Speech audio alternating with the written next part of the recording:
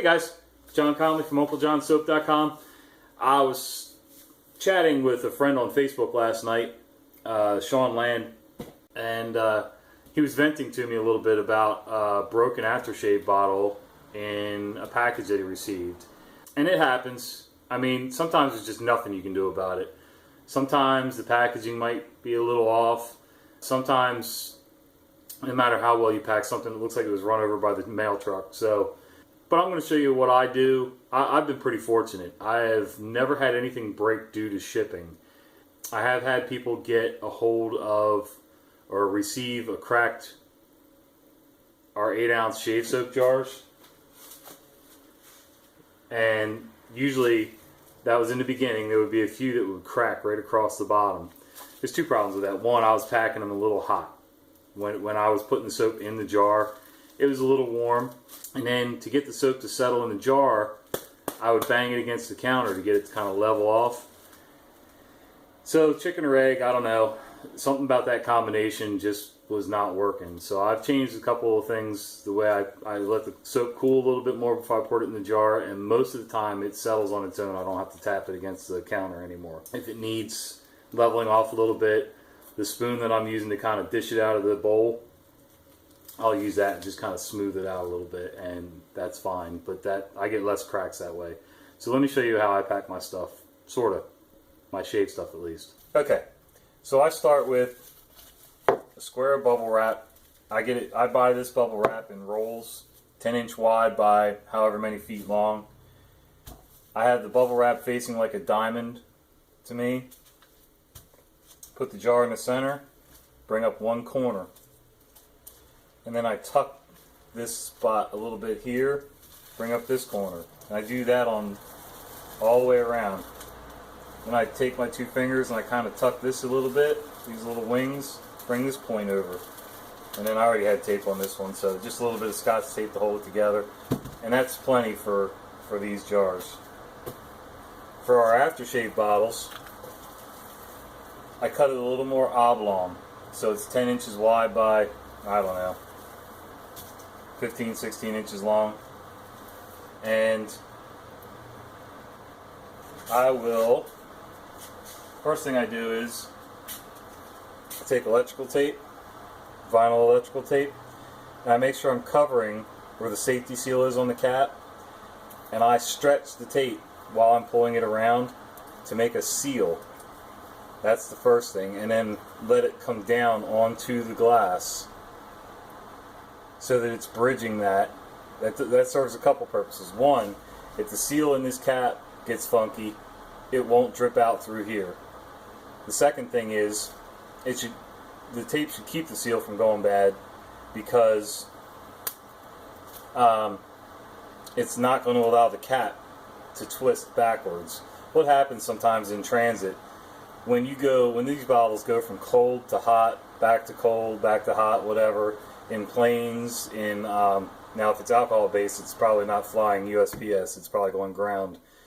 Mine are not alcohol based, so they do go via air sometimes. But what happens is, even sitting in a mail truck for a couple of days, when the temperature keeps fluctuating back and forth, things expand and contract, and these caps can loosen up. I've seen it happen.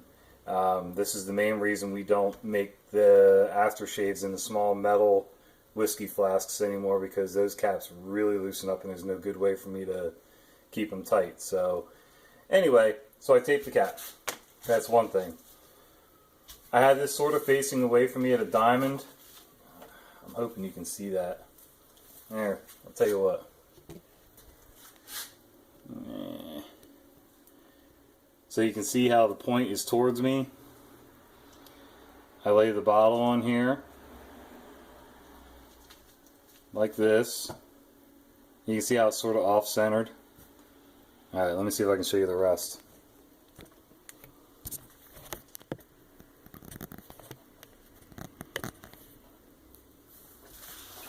Alright, so I bring this point up, bring this edge over, and it makes a nice line with the bottom of the bottle. I give it one roll, and then this is where it's important for me, around the neck of the bottle. There's a lot of thick padding here. I bring it over so that it makes that same straight line. And then I just roll to the end. So it's pretty thick, you can see that. It's really thick around the neck. This is going to be the fragile area right in here. And then, again, just a little bit of Scotch tape. I don't have a worry in the world with this. In fact, I ship a lot of stuff in these Postal Service padded flat rate envelopes. They're convenient, they're easy for me to store. There's a thin layer of bubble wrap, about the same size bubbles as these. And when I pack these, I'll usually take like a little bit of newspaper or something and roll it so that it covers these edges inside, just around the outside. That's it. And then that's it. I'm not worried about this.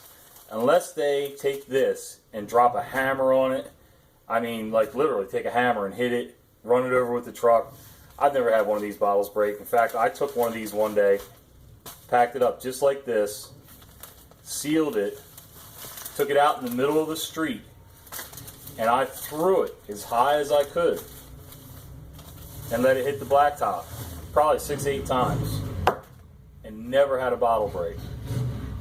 So I don't know if that's helpful for you guys or not. That's how I do it, and so far so good.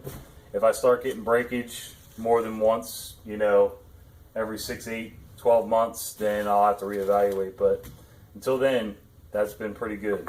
Now, every once in a while, if this is going regionally, like up and down the East Coast, or you know, within 5 or 6 states, I don't usually worry about it too much. If it's traveling across the country or internationally, I will usually do one more layer of bubble around the bottle.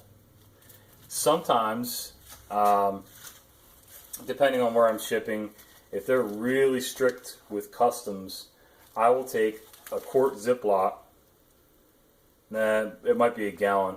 I get a lot of them with products in them, and I reuse them. So I will take the Ziploc, put it around, you know, put this in the Ziploc, wrap the Ziploc, seal it, tape it, so that if the glass breaks, it's one more layer of protection to keep it at least from contaminating the rest of the package and the rest of the products. Alright guys, hope that was helpful for any of you. If you have any suggestions, leave a comment down below. I'm always open to new ideas. Alright, good luck with your packaging. See ya.